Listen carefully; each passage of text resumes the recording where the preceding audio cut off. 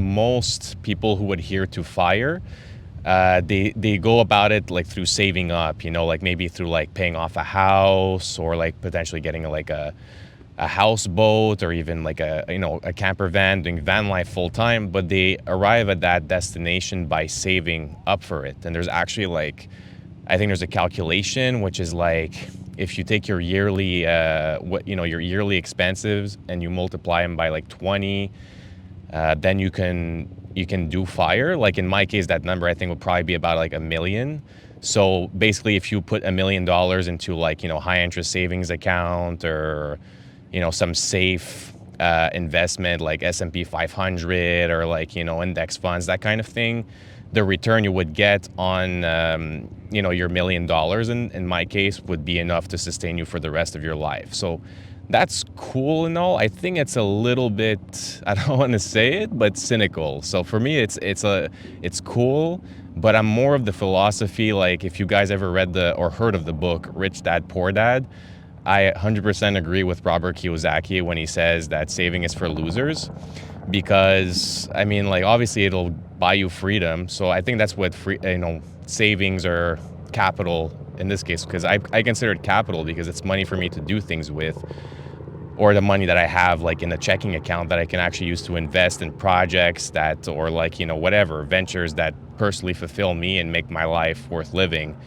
So for some people, it's very simple, like the whole mindset of just, being able to retire early, like maybe like around 30 years old, which is very feasible, like especially if you like, have a high income job, or maybe you went to university or something like that, and that you actually land the job that you went to study for, first of all, and it pays pretty well, and you save up enough, you don't go out, you compromise, you make a lot of sacrifices, maybe in your social life, that kind of thing, which I think is required, like regardless, like even if you're going to be like an entrepreneur and you're going to like, instead of saving money, you're going to like build up capital, which is, like I said, more like the way that I like to do things. It still requires a certain amount of sacrifice, but I don't know. I don't know what you guys think. Let me know in the comments. But moving forward with this conversation, so basically what I think is really good about it is that like it kind of, the people who adhere to FIRE in general, they're like more understanding that life is not all about work. Like there's a time to work and there's a time to live. And in this case, it's pretty much the entire life for most people. But in my case, I think the balance, like maintaining the balance of life and work at the same time is like much more effective.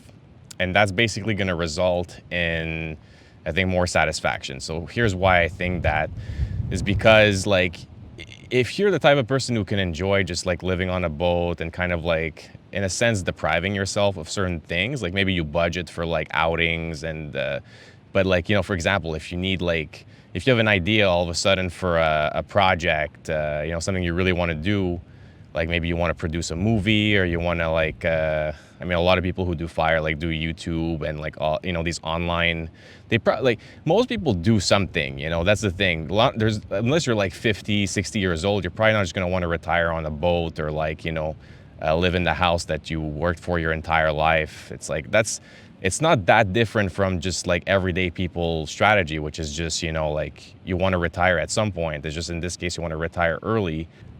I don't think many people just want to retire to do nothing. I mean, if you are, like, let me know in the comments, but most people, especially in the FIRE philosophy, I would assume that's not the case. So you're going to want to have a project. So that's why I don't think rushing to save, the perfect amount of money to just, I mean, it's a good idea if you can pull it off, like you do that, and then you can, make extra money. You can keep working to make money so you can invest in your projects, because, like, then you'll just expense it, right? You'll expense that income, and you're not going to expense your savings. Savings are there just so you remind yourself every day that you actually don't have to work unless you really want to. So I like that, but I really don't think it's necessary. I think it's just, sometimes comfort hinders progress. And in this case, I get the feeling like if I was doing, I just had enough money to like, because regardless, as an entrepreneur, like you always like want to have what we call a comfort horizon. So Dr. Kenneth Atchity talks about this in the book, how to quit your job, your day job, and live the life of your dreams. So he calls it a comfort horizon. So for example, you have enough money, you have enough capital, and to last you maybe like a year. So if you didn't have any income whatsoever for like a year, that'd be pretty good if you have that kind of a comfort horizon. Like that's pretty much where I usually, am. I always try to keep it at pretty much a year, 6 months to a year. But any more than that, and even that to a certain extent, it hinders sometimes because you get comfortable. You're like, oh, I have enough money, I don't have to.